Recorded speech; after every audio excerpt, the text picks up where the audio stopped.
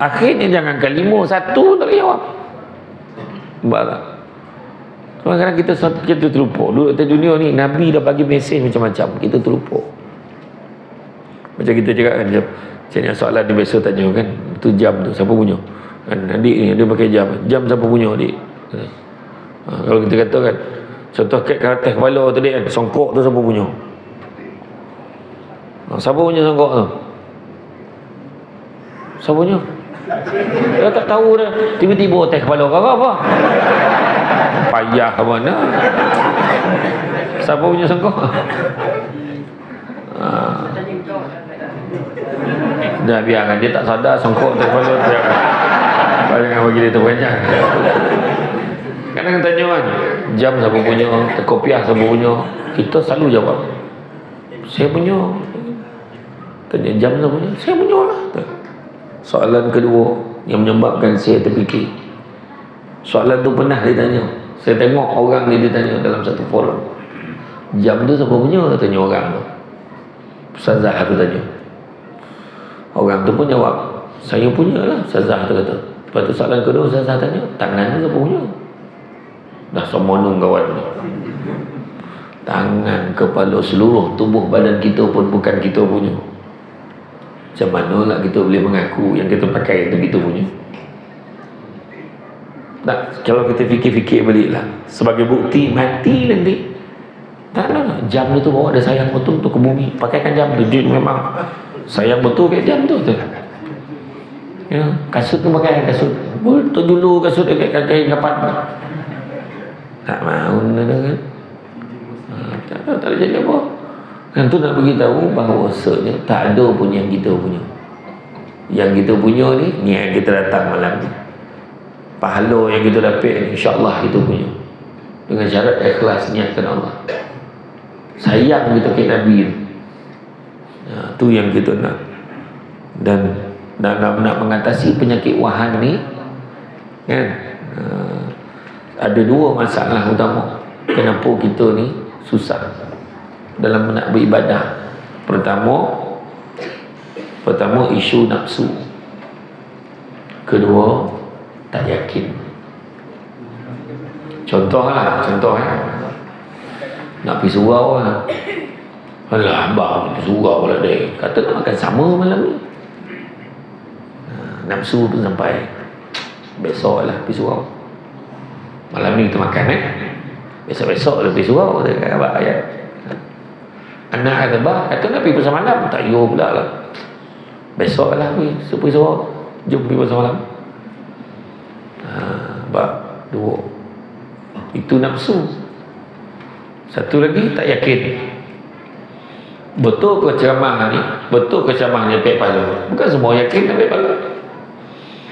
Ya, sembahyang berjemaah berapa kali ganda daripada sembahyang seorang?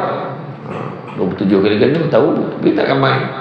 Macam malam ni ramai lah kan, ramai lah ni, sampai melempar sampai bawah kemah lah. Semua yang tak datang lagi ramai lah. Kan, ini pun belum cerita ni, bukan semua orang Sungai Jai ni tengok muka pun tahu. Bukan orang Sungai Jai ada taman kampung datang kan. Nampak banner datang ni, pergi tak? Pergi kita kan, ada kan. Tak apalah. Kan, tak kisahlah, tapi keyakinan tu dalam hati kita. Kan? Nabi tu datang majlis ilmu. Awal-awal kita sebut tadi, barang Nabi khabar, barang siapa mengikuti jalan-jalan ke majlis ilmu, Allah akan anugerahkan kepadanya jalan-jalan ke syurga.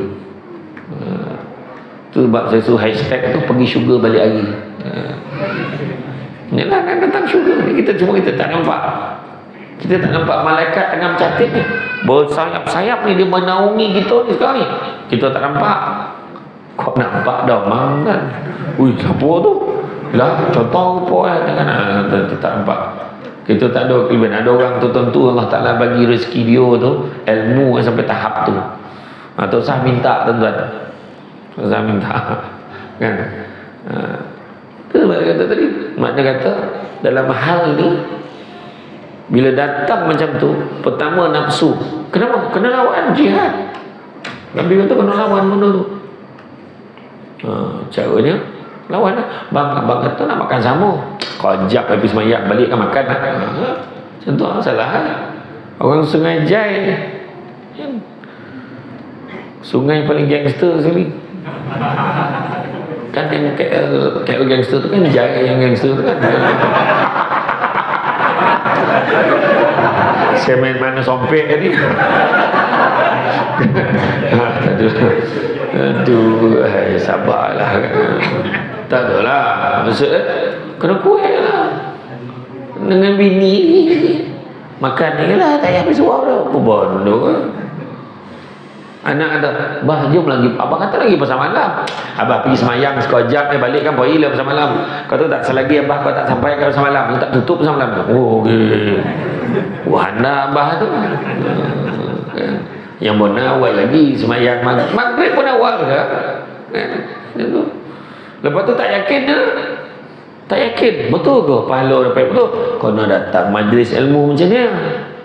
Dan untuk makluman semua, bukan malam ni je ada kuliah kat surau ni.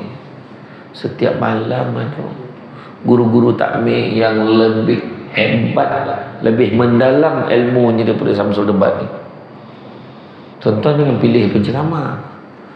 Ni saya beritahu ni untuk makluman, setiap malam ada kuliah kat sini. Ya. Kepada yang baru datang malam ni, selamat datang. Ya, dia sabar-sabar ni tadi. Dia tak pernah nampak aku, dia tak pernah nampak aku. Nampak. Jadi jangan sanggup-sanggup datang. Ya. Jadi mana kata datang, insya-Allah datanglah keyakinan. Oh macam tu, oh macam ni. Begitu dengar tu, oh faham lah.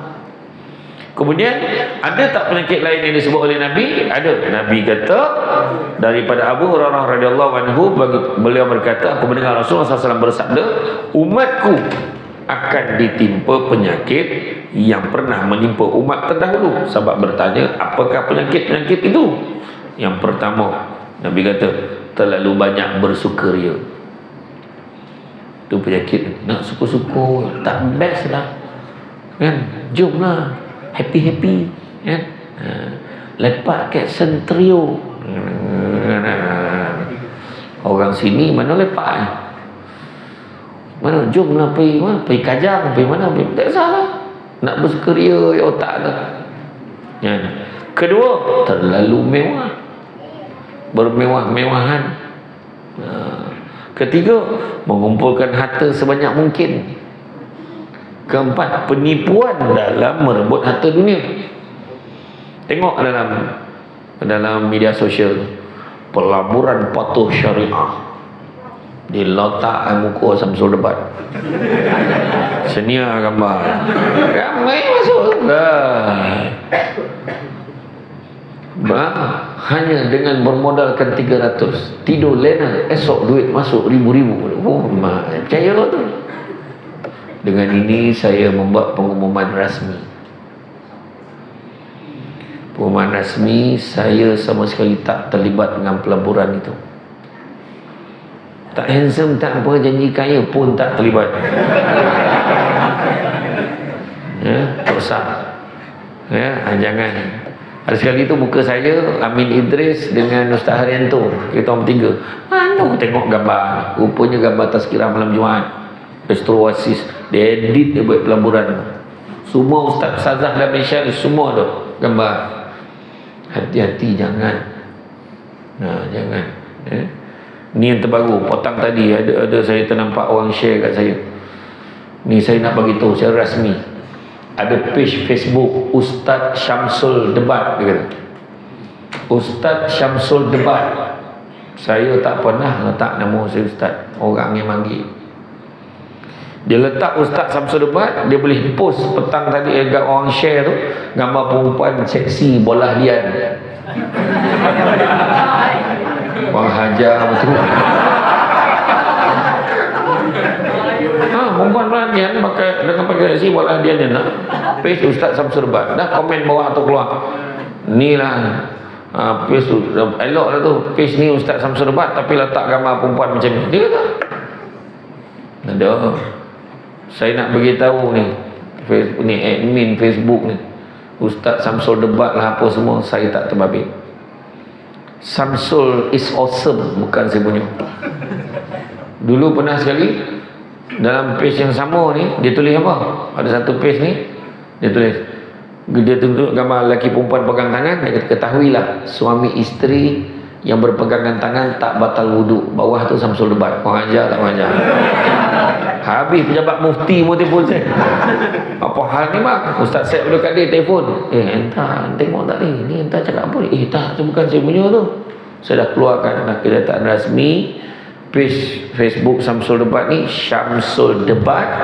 Samsul Debat tu Facebook saya dengan Syamsul Amri Ismail Official. Tu saja. Selain pada tu fake. Ramai lah follower tu. Lagi ramai daripada saya punya page. Tu tak tahu tu. Scammer tu.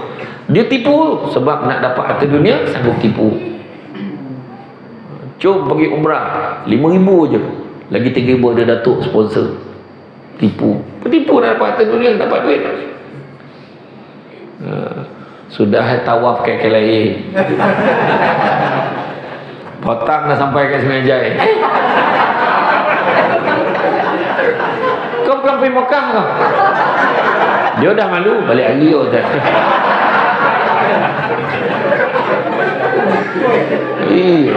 Tahu kan, banyak penipuan ni, banyak. Tak masalah aduk ni kono tu, cerdik ke tak cerdik. Yang kena tipu tu doktor, profesor yang tipu. Betul kena tipu kan mai. Tu sebabnya orang kadang-kadang yang tak bertanggungjawab mengambil kesempatan atas kebaikan orang lain.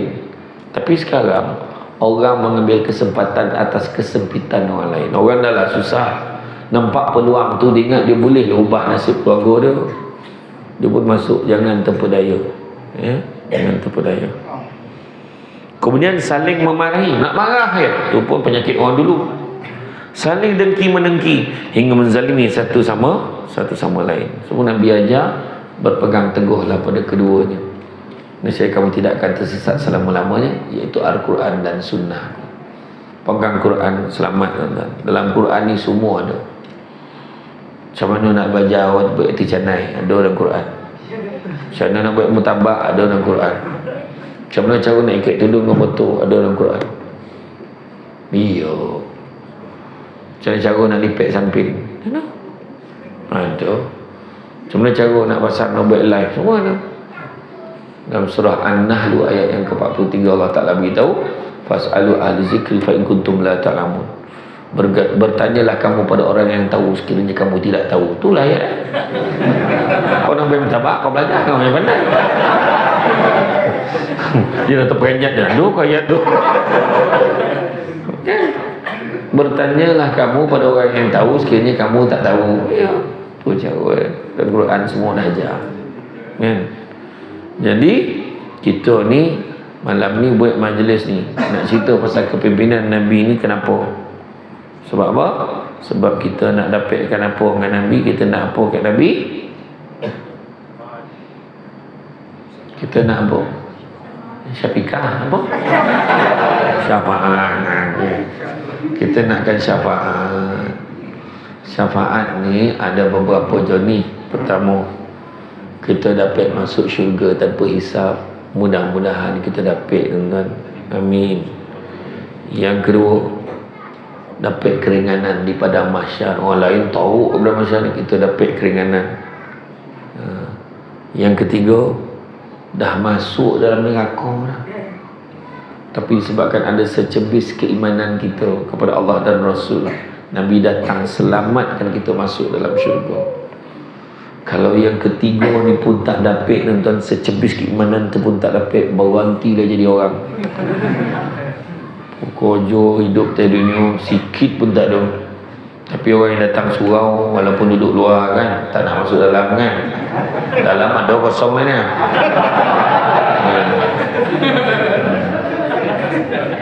Heran betul, nak mana jumpa Samsul Debat. Apa duduk luar, masuk dalam nak. Goma nak duduk luar. Sakak.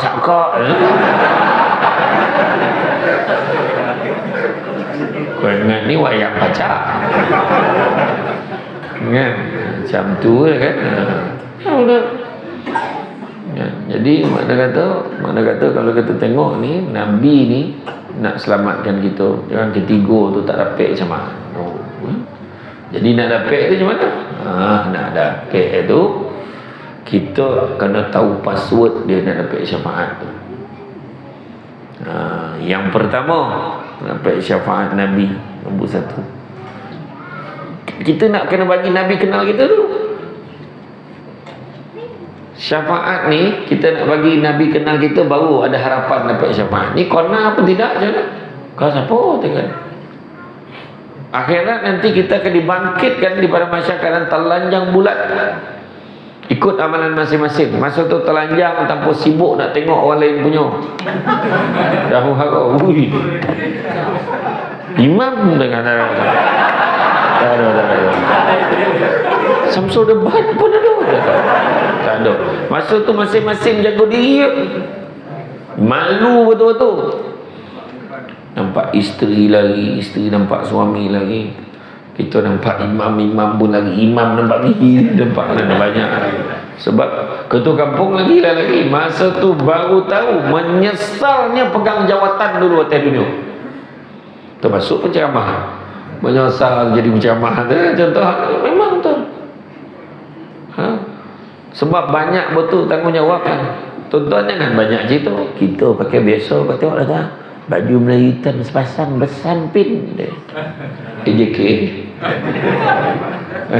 kan, dia pakai macam tu, tanggungjawab apa besar.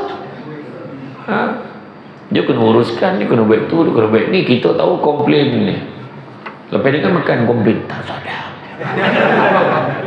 Dia tak tahu AJK ni nak pocah-pocah kepala, fikir mana nak tumpah, mana nak ni. Nak panggil penceramah, booking berapa lama lah kan? Berapa lama booking penceramah? Sebulan. Ini potong queue ni.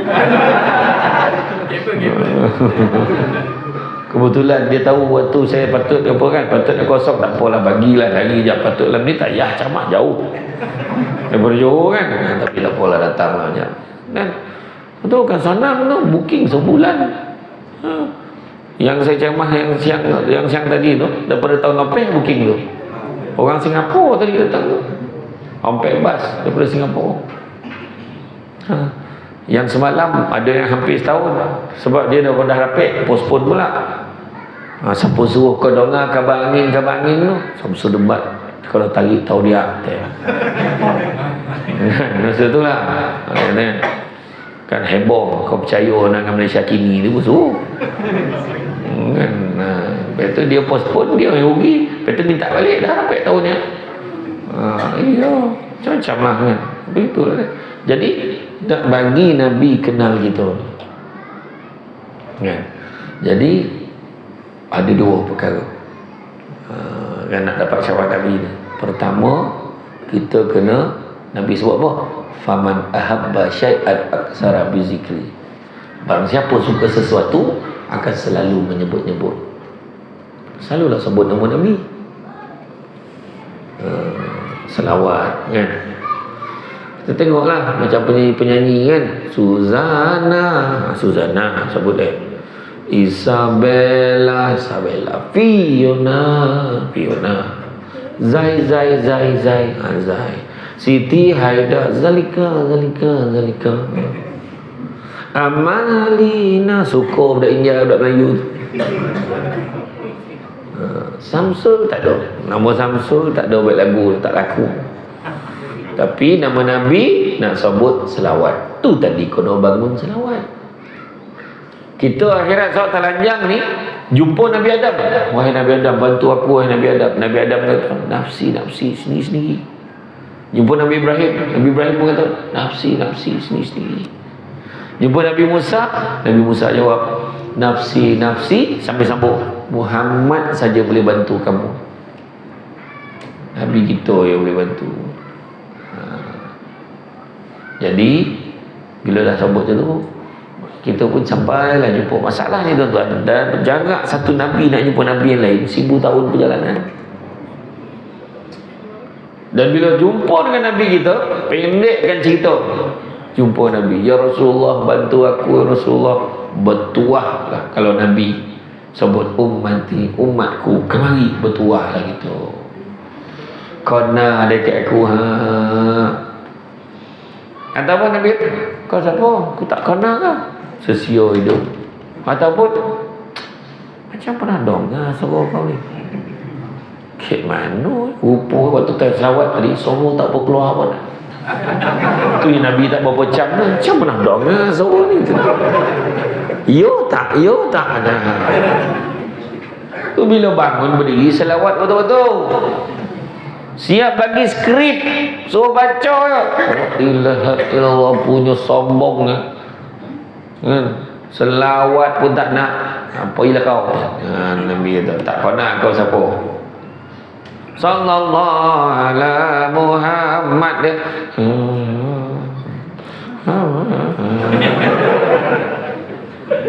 Macam mana? Dan Nabi sebut, Inna awlan nasi bi yaumal qiyamah aktsarum alayya salatan. Orang yang paling baik di sisiku pada hari kiamat kelak adalah orang yang banyak selawat kepada aku. Itu dia. Selawat. Tu sebabnya kita tengok ada ustaz tu bila dia ceramah dia bercakap Allahumma salli ala sayyidina Muhammad. Dia kata kalau dalam satu kalau disebutkan dalam buku tu Allahumma salli ala sayyidina Muhammad, dia memang sentiasa pakai mulut tu. Tu sebabnya Nabi kata al-bakhil. Apa maksud bakhil? Apa maksud bakhil? Orang sini anda harap al-bakhil kedekut tahu dah. Belajar dengan kitab Piramli dalam tajuk bukunya Baji Bakhil. Betul tak tu? Bakhil tu maksud kedekut. Nabi kata al-bakhilu allazi zukirtu indahu falam salih alaih. Orang paling kedekut sebut nama aku dia tak selawat. Aduh, tak selawat macam mana? Jadi setengahnya Muhammad sallallahu alaihi wasallam, Rasulullah sallallahu alaihi wasallam. Tapi jangan pukul kata katalah nama suami itu Muhammad. Bini panggil tanda dapur. Bang Muhammad sallallahu alaihi wasallam. Jangan hanya untuk Nabi je. Faham dia pukul kata dia lu. Ada dengar dan sambutlah apa rakut khabar kan hanya untuk Nabi saja. Sabut nama Nabi. Digambarkan macam mana ketika zaman sahabat ada seorang lelaki dia bermimpi bertemu dengan Nabi. Dan bila dia bertemu dengan Nabi, dia panggil Nabi, Nabi memalingkan wajah Nabi. Dia kata, kenapa ya Rasulullah, kau marah aku ke? Tak, aku tak marah kau. Tapi aku tak kenal kau siapa. Bukankah ramai yang memberitahu aku yang kau lebih kenal umat kau lebih daripada kau kenal mak ayah kau sendiri? Maka Nabi jawab, memang benar, aku lebih kenal umatku lebih daripada aku kenal mak ayahku sendiri. Tapi aku tak kenal kau siapa, kerana sepanjang hayat kau tak pernah sekalipun kau berselawat kepada aku. Dia terjaga daripada tidur, dia menangis. Sejak pada itu dia mewajibkan diri dia berselawat pada Nabi tak kurang 50 kali sehari. Selang beberapa ketika, selang beberapa hari, dia bermimpi bertemu dengan Nabi semula. Dan Nabi sebut, sesungguhnya kali ini aku sudah kenal akan engkau. So, kena selawat banyak-banyak. Ya, selawat banyak-banyak. Dan begitu juga yang kedua, kalau kita nak bagi Nabi kenal kita, yang keduanya adalah apa yang Nabi ramah kita buat. Nabi suruh buat, kita buat. Nabi kata jangan buat, janganlah kita buat. Dalam arti kata lain, hidupkanlah sunnah Nabi. Nabi sebut apa? Faman ahya bi sunnati faqad ahabbani, faman ahabbani kana ma'i fil jannah. Barang siapa yang menghidupkan satu sunnahku, maka dia sayangkan aku. Dan siapa sayangkan aku akan bersama-sama dengan aku di dalam syurga. Sunnah yang senang-senang, tuan-tuan. Tengok, kita nak ikut Nabi, kepimpinan Nabi, nak tengok cara Nabi. Pertama, Nabi makan macam mana, macam tu kita makan. Pertama, makanan yang Nabi makan apa dia? Nabi makan buah tamar, Nabi makan habatus sauda, Nabi makan madu. So kita buat. Tapi kalau dah tahu mencana gula, jangan ditolak lagi. Sebab untuk makluman semua, lebih 90% madu lebah di pasaran memang campur gula. Itu sebab yang asli tu nak cari betul-betul. Kalau dia tengok dia takan ni melambah tu keluar, tu ambil, yalah kan. Makan apa Nabi makan? Cuba tengok pagi hari raya kan, pagi Aidilfitri kita disunatkan makan 3 biji buah tamar. Kalau tak ada 3 biji buah tamar, kita disunatkan makan sesuatu sebelum solat sunat Aidilfitri, sebab nak bezakan pagi Syawal dengan pagi puasa. Nanti kau nak faham. Bila ada buah tamar boleh makan, dia tak nak makan. Memanglah zaman Nabi makin mana ada lomang. Ya teh. Kau main-main kan sunnah Nabi tu, memang kau takkan dapat camaan. Macam tu ya. Kan? Pagi Aidil Adha lain, pagi Aidil Adha kita disunatkan jangan makan apa-apa. Lepas semayang kan baru makan. Sebab kita tengok orang yang tengah mengerjakan haji pun tengah mengalami kepayahan, tengah berjuang tu kan. Ya. Jadi kalau kita tengok sunnah Nabi, makanan dia sendiri. Jadi orang perempuan yang menyediakan makanan di rumah, ingat makanan yang kena ada ke rumah orang Islam. Ini buah tamar nak jumpa bila? Bulan puasa. Habis poso, buah kotak dengan usup-usup hilang. Usup tayuk hilang usup tu.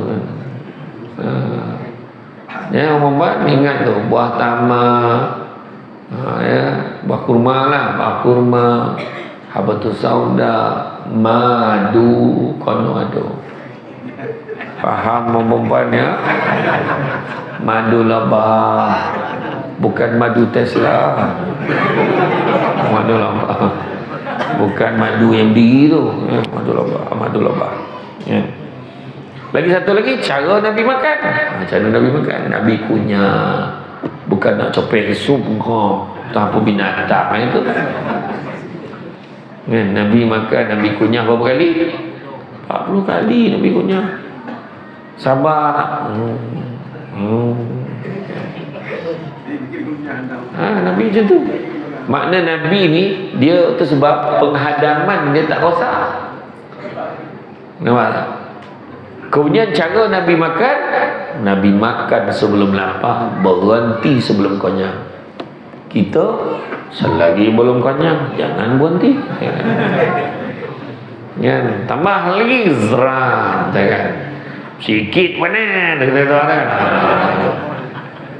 Dah tagak dah menteneng baru dah.